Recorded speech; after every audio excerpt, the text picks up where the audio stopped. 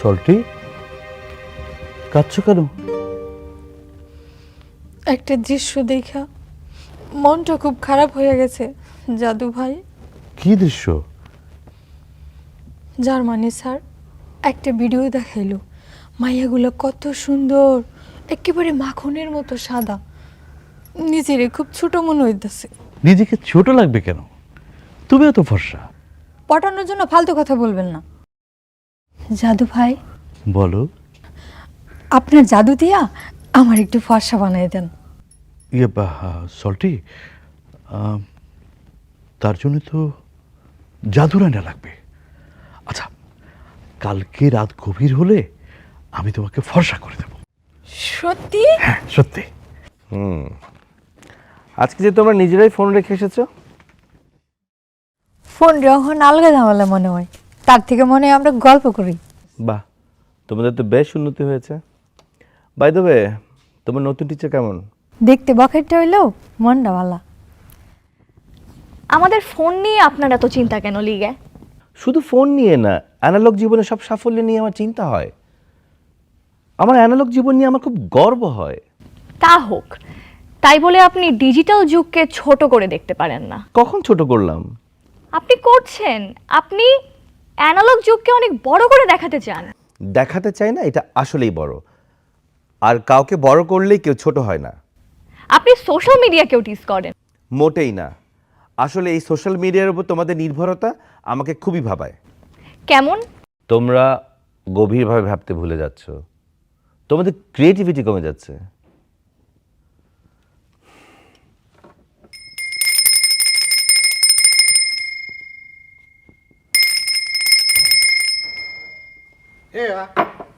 Orange of betray.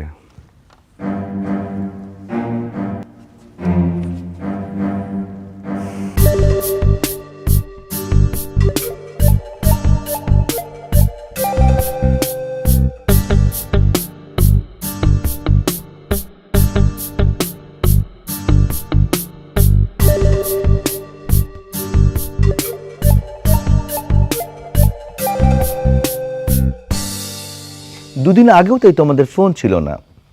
হাজার হাজার বছর আগে যখন ফোন ছিল না, তখন কি মানুষ যোগাযোগ করেনি? একটু ভাবনার বিষয় রিয়েলি। তখন কিভাবে যোগাযোগ করতো? এক এক সময় এক এক উপায়ে। কখনো কখনো কবুতরের মাধ্যমে যোগাযোগ করতো। পিজিয়ন? Yes. ইউ মিন কবুতর? ইয়েস। ধরো তুমি রাজশাহী যাচ্ছ, সাথে করে তোমার পোষা কবুতরটি নিয়ে গেলে। তুমি ঠিকভাবে পৌঁছে চিঠি লিখলে মায়ের কাছে যে মা, আমি ঠিকভাবে পৌঁছেছি, এবং চিঠিটা তুমি তোমার কবুতরের গলায় লিখে দিলে। তারপর কবুতর ঢাকায় এসে তোমার মায়ের কাছে পৌঁছালো। তোমার মা চিঠিটা খুললো যে আমার জান লক্ষ্মীটা ঠিকমতো পৌঁছেছে। দেন তোমার মা রিল্যাক্সড হলো। আচ্ছা, কবুতর যদি ঢাকা না আইসা কক্সবাজারে গিয়া কোনো শয়তান বেটারের কাছে জানের দিগারে চিঠি দিয়ে আসতো? শোনো, কবুতর একবার যেই পথ দিয়ে যায় সে কখনো ভুলে না, আর কবুতর ঘরে ফিরতেই পছন্দ করে। আচ্ছা লিগে, কবুতরের জার্মান কি? ক্যাপ্টেন বাঘ। তাওবে জাদু করে ব্যবসার উন্নতি করা যাবে, তবে একটু সময় লাগবে। সময় নাও, তবে তোমার এখন একটা কাজ করতে হবে। বলেন। এমন একটা ব্যবস্থা করো যেন আমি এখানে বসেই চিনিদের ক্লাসটা লাইভ দেখতে পারি, কিন্তু ওরা জানবে না। পারবে না? অবশ্যই পারবো, তবে তার আগে ওই প্রফেসরের ক্লাসরুমটা না একটু ভিজিট করতে হবে।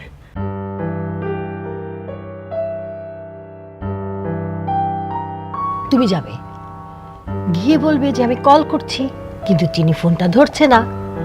এতে তোমার ভিজিটটা হয়ে যাবে না? হয়ে বেশি হবে। ফোনের উপর আপনার এত রাগ কেন? রাগ না, অনুরাগ। অনুরাগ?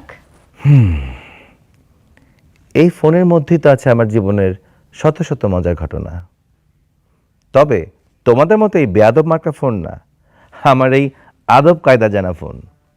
ওই নাদুস নুদুস ফোনে এত গল্প? গল্প না, ইতিহাস। আর এগুলো থেকে তোমাদেরকে দূরে রেখেছে এই বেয়াদব মার্কার স্মার্টফোন। স্যার আমার এই ব্র্যান্ড ফোনটারে গালি দিয়েন না, 7,500 টাকা দিয়ে কিনছি, কলিজের টুকরো ফোন আমার। ক্যাপ্টেন বাক, হ্যাঁ, সাউথ আফ্রিকান থেকে একজন জোকার আসছেন। মুখ সামলেই কথা বলুন। আমি একজন সম্মানিত জাদুকর। জাদু মিয়া, তুমি এখানে? আপা আমাকে পাঠিয়েছে, ফোন করছে, আপনারা ফোন ধরছেন না। আম্মাকে গিয়া বলেন আমরা ক্লাসে আছি। তুমি সত্যি জাদু পারো? উনি 101টা জাদু জানে। একটা মজার জাদু দেখাও তো। হুম হুম দেখাচ্ছি, আপনি বসেন। বসুন। হ্যাঁ, হ্যাঁ,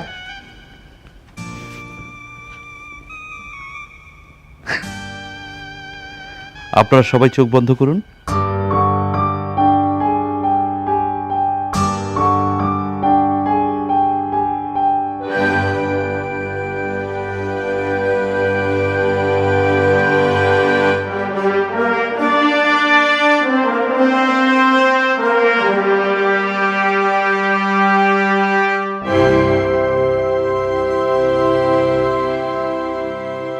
সবাই চোখ খুলুন।